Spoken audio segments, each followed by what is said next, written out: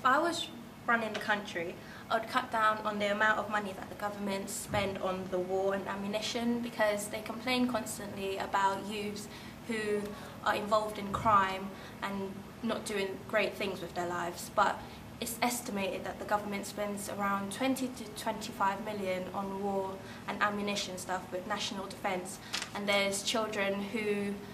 are not in gangs but they're getting peer pressured into gangs. And I think if there were more youth clubs around and more facilities in schools, for example drama schools, dance clubs, acting classes, football clubs, boxing clubs, etc., then I think many youths on the street will be able to get involved more, and it will stop not all crime, but it will stop quite a lot of crime. And I'm speaking personally from that, as I had a friend who got stabbed due to crime and it wasn't his fault. But I think if this was sorted, then there wouldn't be a lot of deaths going on. Also, it's estimated that the government only spends a few million on schools and activity clubs, and if more money were put in towards the schools, after school clubs, more activities, then youths won't be getting into much trouble. And as a youth, as myself, I don't have there's not many activities that I could get involved with, and I feel like if there's more activities, then